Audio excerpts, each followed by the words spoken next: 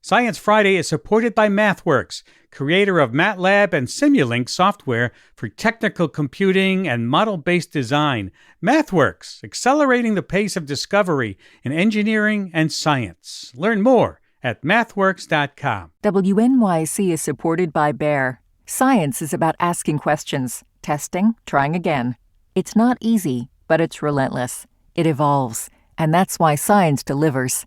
Learn more at sciencedelivers.com. Hi, I'm producer Kathleen Davis, and you're listening to Science Friday. Winter in Colorado looked very different this year. Many parts of the state experienced record high temperatures and record low snowpack. And that lack of snow has had downstream effects on farming, sports, tourism, you name it. So as climate change intensifies, what kind of changes can we expect to see in places that are dependent on snow? And how do we prepare for it?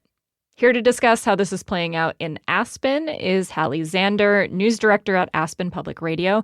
Halle, welcome to Science Friday. Thanks for having me. How big of a deal was this winter's snow drought?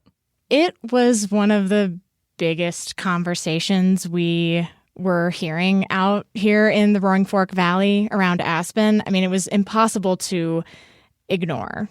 Things really got started back in November when the ski season was about to start, and everyone was looking up at the ski hill from town and just seeing dirt. And we ended the season with, as you said, record low snowpack in Colorado. So it's been something everyone's been talking about. And they're still talking about it. Why? Yeah, I mean, a bad winter has cascading effects into the next few seasons, right?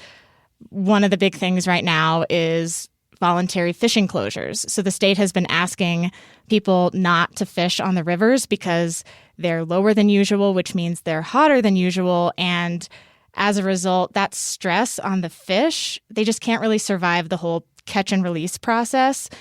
So that industry's been hit harder than usual. Also, you know, the rafting companies, there's just less places where they can go and operate trips. So it's definitely limiting people's options right now. And I learned a new term through all of this reporting, which was called the snow hangover, which essentially means, you know, a lot of people will try and book their winter vacations in the summer, but after a really bad season, they might wait it out a little bit longer. So it's still too early to tell if that's what we're seeing here this summer, but it's something people are looking out for. Another thing that's interesting here is that Aspen's a big tourist town. What's happening on the social side? Is there an effect on people's livelihoods because of this? Yeah, I mean, the economy here is really tied to recreation, which means we're really tied to the climate and to snow levels. So we talked to some business owners who are rethinking whether or not they can continue in the industry. We're hearing from people that have said they're trying to diversify, to be able to stay in the industries that they love. And that's small and big businesses alike. And we've heard this a lot from a number of people that they wouldn't be able to handle another season like it, or at least not right away. Like they need some more average seasons to bounce back before they could handle a setback like this again. So I think it's just really making us all question how much we can rely on a steady level of snow to uplift the entire economy. Halle Zander is the news director at Aspen Public Radio. Halle, thanks so much for joining me. Thanks for having me. So for economies and livelihoods that rely on snow, what happens when snow becomes unreliable? To help answer this, we're turning to the past. Dr. Mike Childers is an environmental historian at Colorado State University in Fort Collins. Mike, welcome to Science Friday. Oh, thanks for having me. Give me a sense, how big of a deal is the ski industry in Colorado's mountain communities? It's a really big deal. For many of the communities in the Central Rockies, it is a good half to 80% of their economy is based upon skiing and tourism. And so when you have a winter like this, that means you're losing that amount of money right out of the gate. But it is not just the selling of lift tickets and, things on the mountain, but it is everything from the pizzeria to the lodging to the gas station that takes a sizable hit because ski towns are reliant upon that revenue to get them through the majority of the entire year. Has Colorado dealt with this sort of winter before, like we saw this past winter? Yes and no. We have definitely had droughts, snow droughts in the past that have dramatically impacted the winter season. So, the most notable one is in 1976, 1977. We didn't get snow until after Christmas. Roughly half of the ski industries, their ski mountains didn't even open. And that really hurt a lot of the industry. How did outdoor recreation businesses adapt? Can you give me some examples?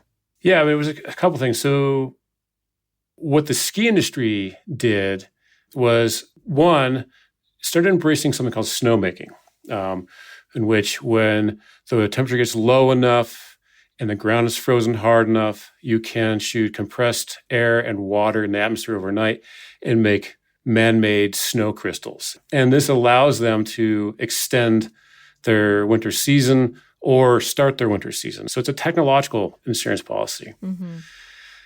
On the business side, you started to see the industry consolidate into a handful of corporate-owned ski resorts, like Vail Resorts being the big one in the country.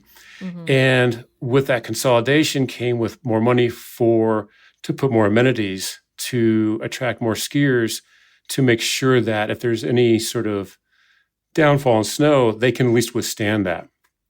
That led in 2008 to Vail launching its Epic Pass, and then its competitor, a company named Alterra, launching its Icon Pass sometime later. And these are, in essence, passes that are subscription services, where for around $1,000 currently, you can get access to ski resorts, not just one, but multiple around the world. But you have to buy those early before the snow even hits the ground. And so the industry has the money already in the bank so they can survive a season like we just had financially. But what we're seeing right now is that fewer passes like this are being sold, or people are buying a different sort of pass because they're pulling back on how much money they're willing to spend on the gamble that next winter will have enough snow for them to go out and ski.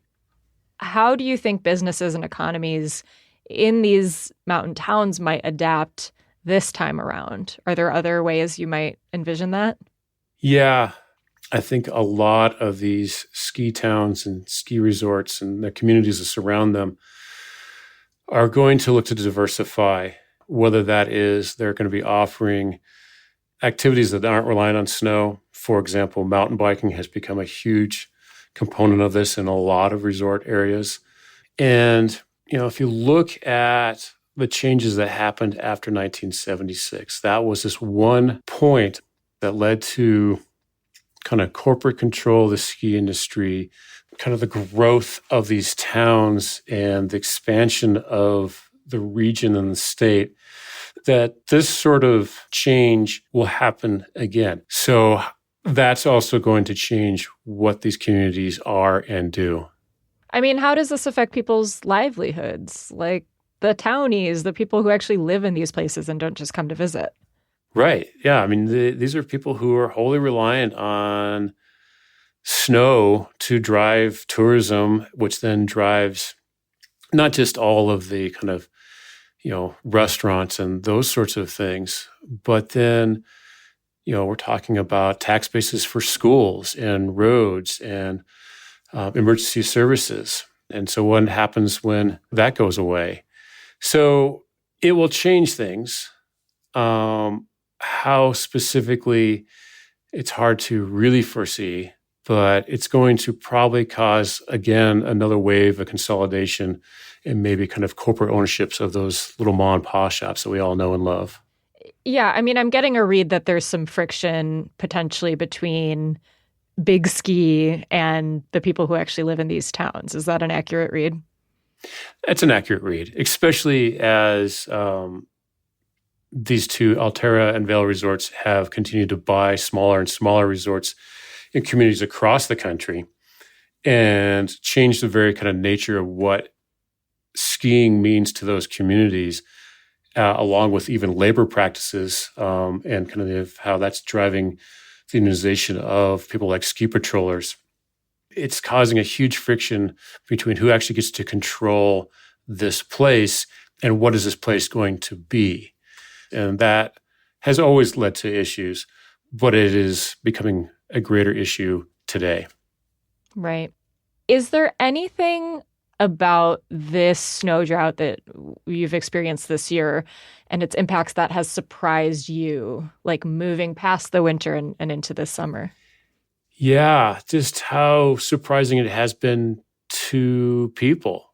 Last winter, every day was like checking the snow report and hoping for snow so we could go skiing, so we could go play. And that narrative has changed. And now we're talking about like reservoirs going to dead pool.